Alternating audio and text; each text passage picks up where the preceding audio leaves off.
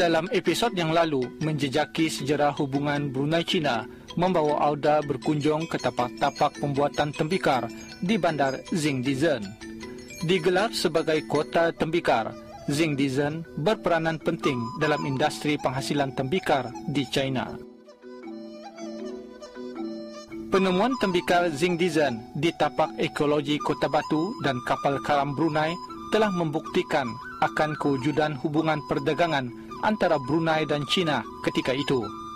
Kebanyakan tembikar biru dan putih yang ditemui di negara Brunei Darussalam ini telah dihasilkan di bandar Jingdezhen.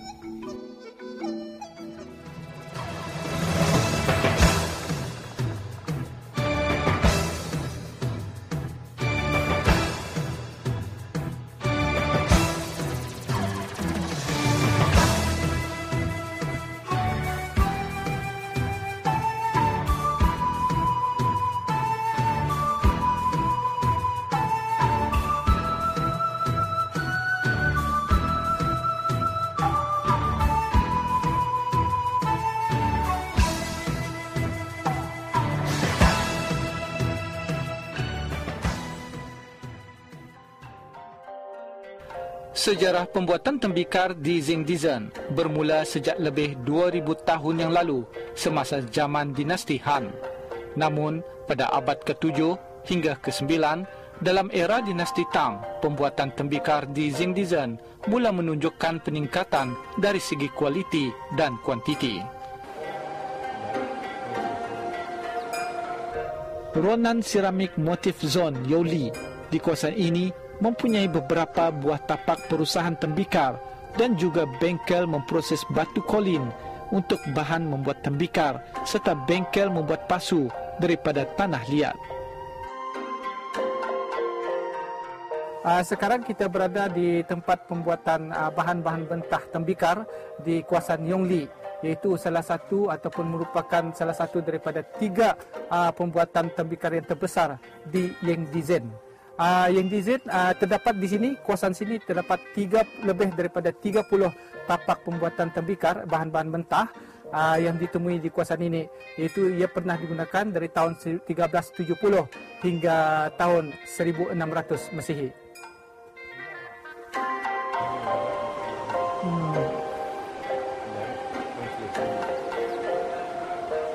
Di sinilah tapak-tapak yang proses pembuatan seramik menggunakan tanah liat. Kita lihat sepanjang kawasan ini, tapak ini begitu besar, di mana kesan-kesan peninggalannya masih lagi terdapat di sini.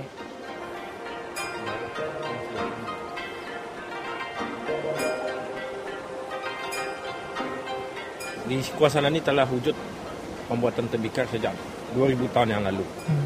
Tapi telah berkembang dengan pesat pada zaman Tang dan pada zaman Song dinasti abad ke-11-13 Masihi, ianya menjadi pusat pengeluaran tembikar.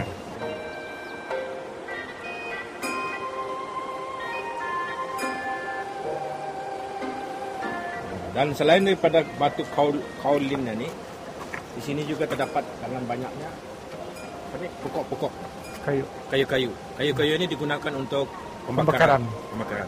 Dan dikatakan pokok-pokok di sini mempunyai kualiti yang tinggi. Dia boleh retain, menghasilkan suhu. Bila dibakar menghasilkan suhu yang temperature yang tinggi. Dia boleh bertahan.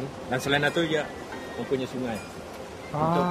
Untuk pembuatan. Proses pembuatan. Artinya 3 kombinasi ini, yaitu kaolin, hutan dan boleh supply kayu dan yang bermutu tinggi dan air. 3 kombinasi ini yang menjadikan Yaoli dan yang Jingdezhen ini sebagai center of porcelain ataupun ibu negeri porcelain di negeri China.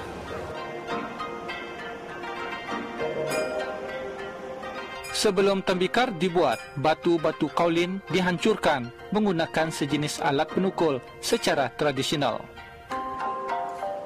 Di sini adalah tapak tempat kaolin ataupun batu kaolin ini dihancurkan dengan menggunakan tukul ini sebagai tempatnya untuk menghancurkan.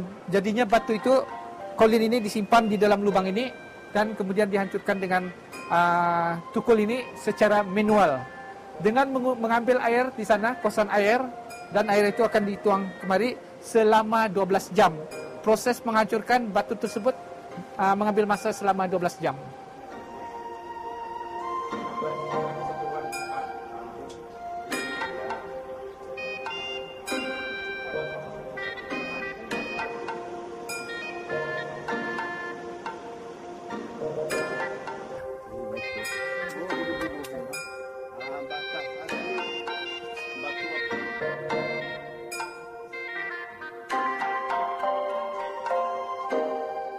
Ini adalah salah satu tapak pembakaran tembikar yang pernah digunakan sejak zaman dinasti Song Selatan. Tapak ini dibina di kawasan lereng bukit menghala ke atas yang merupakan tapak pembakaran terpanjang berukuran 41.7 meter dengan 2 meter lebar. And actually says for common people, Tempat-tempat peninggalan tembikar zaman purba dikekalkan di kawasan ini sejak era industri pembuatan tembikar dalam dinasti Han dan dinasti Tang, yang mana adalah berharga ke arah membuat pengkajian tentang penghasilan tembikar purbakala di Bandar Jingdizhen. Antaranya kawasan simpanan Ronan merupakan kawasan penghasilan tembikar lengkap dengan ciri-ciri bahagiannya yang paling jelas pernah ditemui.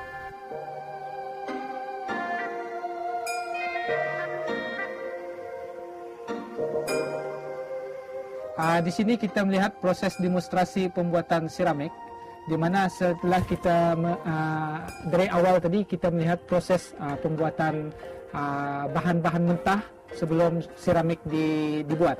Jadi di sini kita akan melihat proses pembuatan seramik ini dengan menggunakan secara tradisi itu menggunakan tangan ataupun reka bentuk seramik ini dibuat.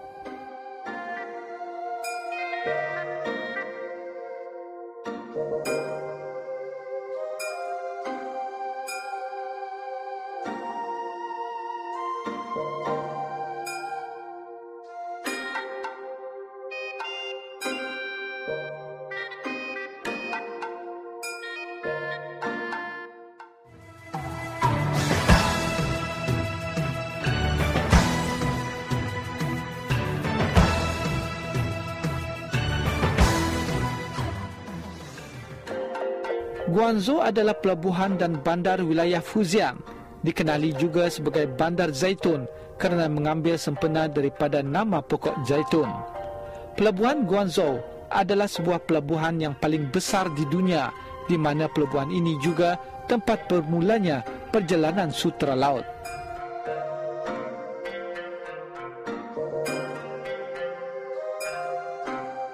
Pelabuhan ini juga telah menjadi tumpuan pedagang-pedagang dari luar negeri berkumpul dan bertemu satu sama lain.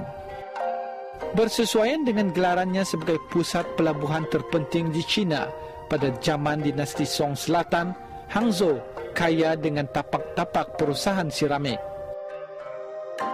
Beberapa buah muzium didirikan bagi menempatkan bahan-bahan penghasilan seramik yang dihasilkan pada zaman dinasti Song dan Yuan.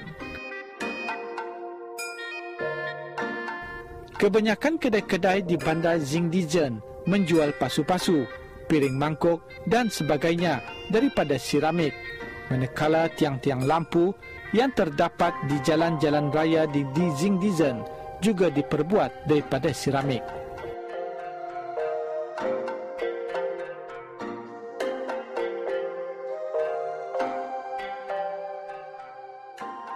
Di luar kota Guangzhou, ya. Dan di Sizhou ini kita telah menemui pembuatan tembikar atau kiln site khusus membuat yang diistilahkan Sizhou, bersempena dengan nama Sizhou ini. Dan kita juga telah menemui tembikar jenis ini di tapak Lima Manis. Contohnya tembikar berwarna hijau ataupun green glaze ceramic. Selain daripada butul-butul apa yang Stoneway, daripada Stoneway. Ya. Kita juga menemui di Limau Manis. Dan tembikar ini juga dihasilkan di Sizau. Dan kita daripada hasil kajian kita tu menunjukkan ada persamaan di antara Sizau dan Limau Manis. Dan memang betul ya, semasa kita melawat museum Sizau ini, tapak Brunei dikatakan salah satu negara yang yang membeli tembikar ini, ya, yang di mana tembikar Sizau ini dijumpai. Dan jika dikaji secara Limau Manis membeli ataupun menerima tembikar daripada Sizau ini kira-kira 50% daripada tembikar-tembikar yang ditemui di Limau Manis. Guangzhou Export Porcelain Museum Sizau. Di museum ini mempamerkan tembikar-tembikar yang dihasilkan daripada Sizau Kilin. Berhampiran dengan museum ini terdapat beberapa buah tapak perusahaan tembikar Sizau. Sekarang kita berada di Museum Tapak Sizau ataupun Site Museum Sizau. Museum ini dibina bersempena dengan tapak pembuatan tembikar Sizau, yang mana sekarang ini kita berada di Sizau. Sizau merupakan salah satu wilayah di Guangzhou ini yang menghasilkan tembikar untuk dijual ke luar negeri, dan salah satu daripada negara yang terlibat dalam penjualan pembelian tembikar Sizau ini ialah Brunei, seperti mana yang dilihatkan dalam peta ini. Dan tembikar Sizau ini dihasilkan bermula zaman dinasti Tang, Song, Yuan dan Ming. Dan sehingga kini Sizau menghasilkan tembikar untuk pasaran dalam dan luar negeri.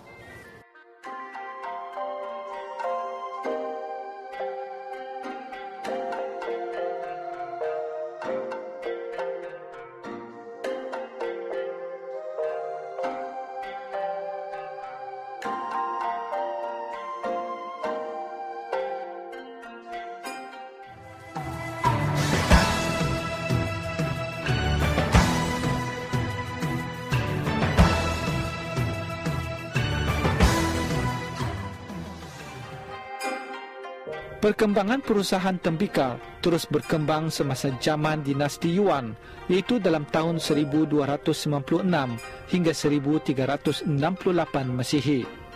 Kegiatan perdagangan antarabangsa terus dipertingkatkan dan sumbangan tembikar memainkan peranan penting dalam membekal komoditi perdagangan. Berbeza dengan dinasti Song, kerajaan Yuan terlibat secara langsung dalam perdagangan antarabangsa, di mana kapal-kapal dagang kebanyakannya dipunyai oleh kerajaan. Kapal-kapal yang dibina menggunakan peruntukan kerajaan dan seterusnya membiayai pelayaran. Biro Perdagangan Maritim yang ditubuhkan terus memainkan peranan penting di dalam mengawal perdagangan maritim.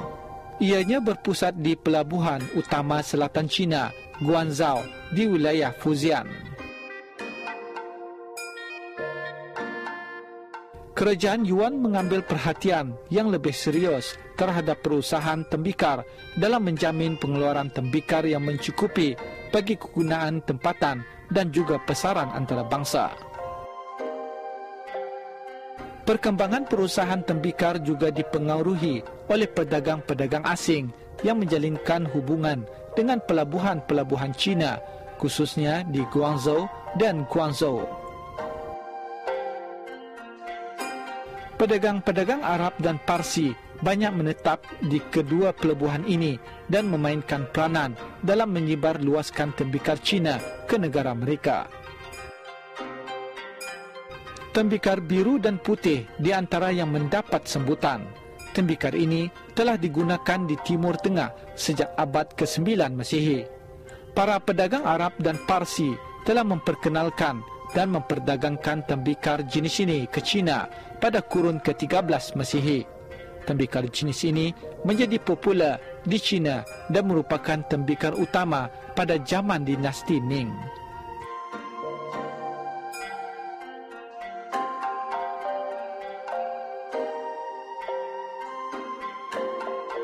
Hasil penyelidikan arkeologi menunjukkan bahawa tembikar dihasilkan daripada porselin biru asli.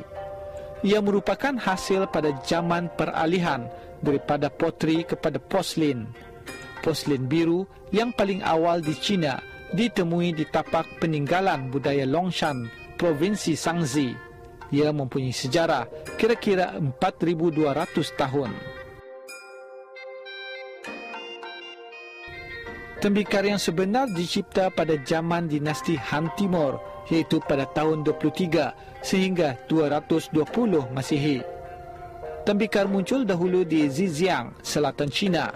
Kemudian teknik membuat tembikar telah diperkenalkan ke kawasan utara dan banyak diperbaharui.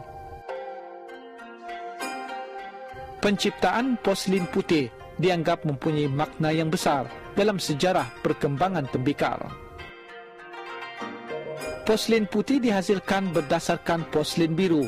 Perbezaan antara kedua jenis porselin ini ialah kandungan elemen besinya. Tanah liat yang mengandungi elemen besi yang rendah boleh menghasilkan porselin putih. Sebaliknya, tanah yang mengandungi elemen besi yang tinggi akan menghasilkan porselin biru, malah kelabu. Dalam perkembangan tembikar, ia berkembang menjadi berwarna-warni daripada satu warna. Sementara lukisan dan gambaran pada tembikar kebanyakannya berlatar belakangkan warna putih. Oleh yang demikian, penghasilan porselin putih mempunyai erti yang penting dalam perkembangan tembikar.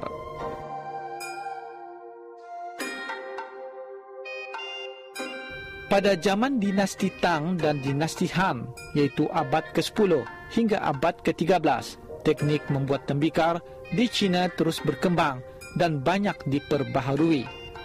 Tang San Chai yang dihasilkan pada zaman ini merupakan salah satu jenis tembikar yang paling terkenal di China, malahan di seluruh dunia.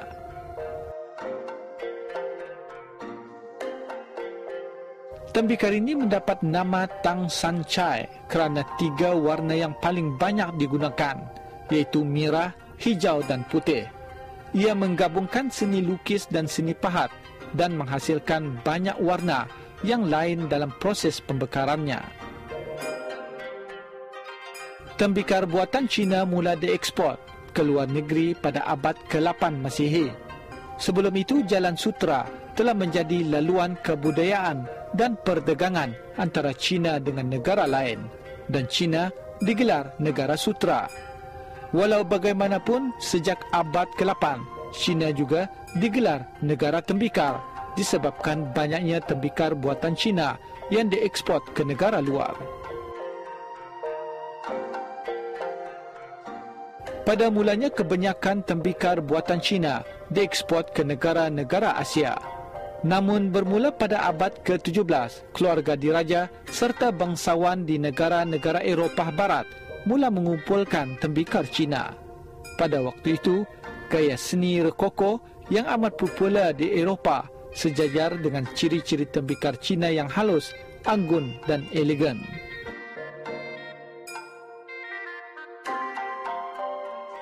Menurut statistik kasar, China mengekspor kira-kira 170,000 biji tembikar setahun pada abad ke-17.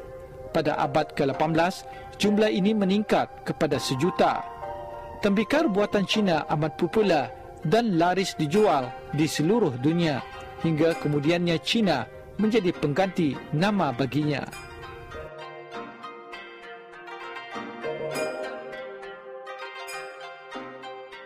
Tembikar adalah satu-satunya bahan bukti yang ditemui di beberapa tapak ekologi di negara Brunei Darussalam dan Republik Rakyat China yang menunjukkan hubungan kerjasama dan perdagangan kedua negara sudah lama terjalin. Perjalanan ke tempat-tempat perusahaan tembikar di China ini telah membuktikan bahawa tembikar-tembikar yang dihasilkan mempunyai persamaan dengan tembikar-tembikar yang ditemui di negara Brunei Darussalam.